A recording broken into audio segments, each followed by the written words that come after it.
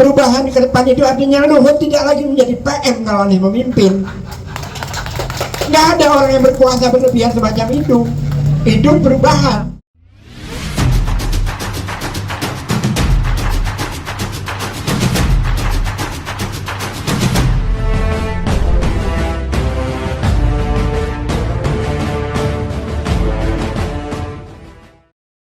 Selama saya memulai aktivitas sebagai, ya boleh dikatakan aktivis mahasiswa, dan sampai hari ini menjadi aktivis pendidikan, ada 4 lembaga pendidikan yang saya kelola.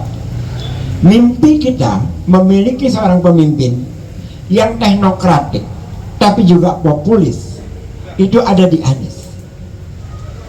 Selama ini kita bermimpi tentang memiliki seorang pemimpin yang punya kecerdasan, kemampuan memecahkan masalah, kolaboratif, tetapi juga punya pemihakan.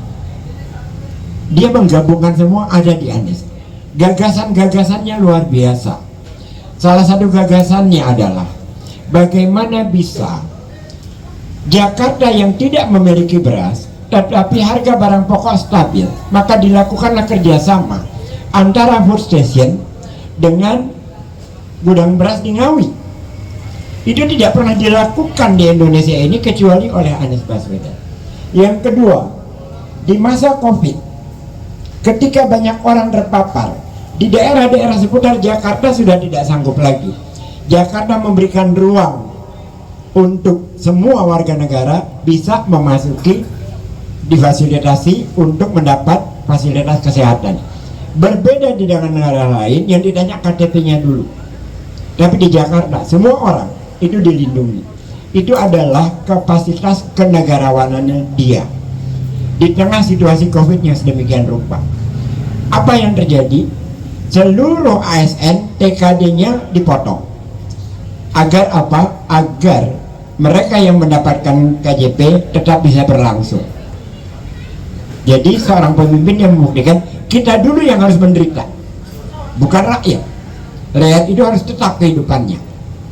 Itu yang sudah dibuktikan. Artinya gagasan-gagasan dia selama ini telah menunjukkan apa yang dia katakan, itulah yang dia laksanakan. Itu tentang Anies Baswedan.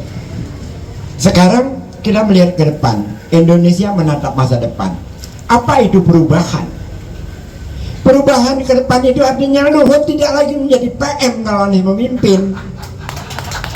Nggak ada orang yang berkuasa berlebihan semacam itu. Itu perubahan. Karena semua yang akan dilakukan berdasarkan apa? Meritokrasi. Perdana Menteri, Pak.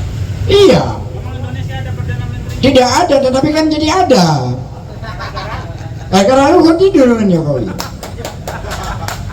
Paling tidak perubahan awal itu kita akan melihat semua orang bekerja dengan tupoksinya. Tidak ada yang melintas batas. Saya kasih satu contoh pengalaman kami di Jakarta. Tidak ada satupun kepala dinas, tidak ada satupun ke direksi BUMD yang tidak melewati seleksi. Sekuat apapun Anda mendukung Anies, sedekat apapun Anda dengan dia, tidak lolos pansel, tidak lolos asesmen, Anda tidak akan mendapatkan jabatan. Makanya banyak yang marah. Saya mendukung habis-habisan, kenapa sih tidak dapat? Ya lo bodoh gimana? Nggak mungkin dong. Kan ini mengurus pemerintah, mengurus BUMD, harus punya kapasitas. Nggak seperti orang seperti Dedek Budiarto yang tolol itu jadi komisaris Pelni. Terbukti membuat plat nomor palsu, foto masuknya beredar, dilindungi oleh Erick Thohir yang dia mengkampanyekan akhlak, menggunakan ruang ATM kita gratis untuk kampanye dirinya, di mana akhlaknya itu akan kita rubah. Anies memimpin yang gitu-gitu nggak akan ada sudah. Orang-orang yang melakukan fasilitas negara untuk kepentingan dirinya tidak akan ada. Sebagaimana kemarin di Jakarta, kita semua tidak ada yang berani melakukan apapun yang tidak sesuai dengan prosedur. Oleh karena itu, selama Anies memimpin Jakarta kemarin 5 tahun, ada yang terkena kasus korupsi 1, yaitu Sarana Jaya, yang lain nggak ada. Karena di Jakarta itu dibuat KPK, Komisi Pencegahan Korupsi, dan itu berjalan dengan baik gitu.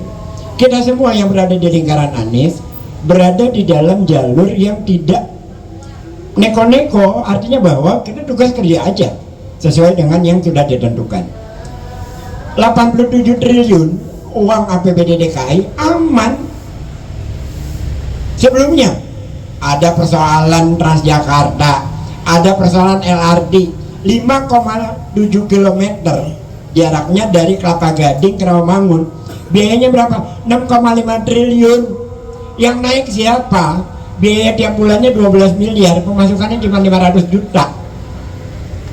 Dan itu pun gagal. Kenapa gagal? Karena itu direncanakan untuk Asian Games, nggak terkejar waktunya. Lalu diceritakanlah bahwa Formula E rugi. Saya bilang sama teman anggota DPRD itu, kalau ngomong tuh orang ininya dipakai dikit apa sih? Formula E itu nggak gagal, untung iya. Yang gagal itu LRT, tiap bulan 12 miliar, kalikan setahun berapa Jakpro harus menanggung kerugian daripada proyek yang gila-gilaan itu. Karena jalurnya kan beda, harusnya dari Kelapa Gading ke Perintis Kemerdekaan, ke Lejen Seprapto, ke Kebon Sirih, Tanah Abang, diubah jadi ke Rawamangun. Yang mau naik dari Rawamangun ke Kelapa Gading siapa? Dan itu tidak menjadi percakapan bagi teman-teman DPRD yang otaknya dikit itu. Makanya saya pengen tolong kita bantu dia supaya kita berhadapan dengan DPRD ini cerdas sebetulnya. Yang dimaksud dia adalah Bestari Barus ini. Nomor 5. Karena capek kita kalau berhadapan dengan orang yang tidak punya argumen gitu kan ya. Jadi kembali lagi teman-teman, saya bicara tentang demokratisasi, tentang meritokrasi, dengan bagaimana pemihakan kepada masyarakat miskin, itu sudah dilakukan semua oleh Anies. Ini kan semua rada-rada mendukung Anies. Kita sekarang bukan buat diskusi tentang bagaimana dan apa dan bagaimana tentang Anies, bukan. Kita sekarang diskusi bagaimana Anies menang. Itulah tugas kita sekarang. Yang kita diskusikan adalah itu. Jadi kepada teman-teman semua, saya berharap sekali bahwa selepas dari ini, jangkaulah keluarga kita, jangkaulah teman kita, jangkaulah kalau Anda dari Minang, teman-teman keluarga yang di Minang, kalau Anda dari Makassar, jangkaulah teman-teman yang di sana. Karena kalau di Jakarta ini, jangankan Kemayoran yang kampung gua, di Pluit pun saya berani taruhan bahwa Anies akan menang. Karena dia sudah memberikan bukti selama ini, dan teman-teman saya yang para pengusaha itu, mereka meyakini bahwa lebih nyaman di zaman Pak Anies selama 5 tahun kemarin. Jadi artinya bahwa rekam jejaknya jelas selama 5 tahun terbukti dan tidak ada masalah. Bahkan di tengah Covid pun kita masih mampu membangun sebuah UMKM melampaui target. Targetnya 200.000, yang tercapai 258.000 UMKM di 298.000 UMKM di Jakarta. Artinya bahwa rekam jejaknya Anies itu jelas banget, Mas. Dan berkali-kali kejadian dialog di TV, setiap saya berbicara Anies, yang diperlawankan bukan Anies dengan Ganjar, tapi Anies dengan Jokowi. Saya jadi bertanya, emang Pak Jokowi mencalonkan lagi? Karena enggak, dia presiden. Kenapa diperlawankan dengan Jokowi? Karena kalau dengan calon lain rekam jejaknya kagak ada apa-apanya. Makanya dijadikan contoh dari Jokowi. Ya Jokowi presiden, bukan gubernur. Kan yang gubernur sana kan Ganjar. Kita lihat apa yang dilakukan terhadap daerah Jawa Tengah, apa yang dilakukan terhadap Jakarta. Bandingkan saja, mudah gitu loh. Ganjar 10 tahun, lapangan bola bukan dia bangun, dari revitalisasi dari tahun 2014 atau berapa baru jadi sekarang. Anies dalam 5 tahun jadi tuh JIS 3 tahun. 3 tahun Pak. Iya 3 tahun, tapi kan pembinaannya 5 tahun. Jadi tuh JIS dalam 5 tahun 5 lapangan sepak bola berstandar FIBA, salah satunya depannya di sini di Kemayoran. Jadi sama Anies yang namanya dihapus oleh RU. Jadi di bawahnya itu tadinya namanya kan ada kata-kata Anies Baswedan, sekarang dihapus jadi Dinas Olahraga. Pertanyaannya, kapan pernah Dinas Olahraga membuat kalimat-kalimat yang bagus seperti di masa Anies? Kan nggak ada itu. Jadi ya emang kerja PJ yang sekarang ini kerjanya yang menghapus-hapus Anies saja. Ya karena dia tidak punya kapasitas untuk menjadi gubernur. Yang ada adalah modalnya SK itu. Jadi Nah, tugas kita bagaimana mengembalikan apa yang sudah baik di masanya Pak Anies. Bagaimana mengembalikannya? Dukung Pak Bestari Barus. Terima kasih. Assalamualaikum warahmatullahi wabarakatuh. Baik, saya tanya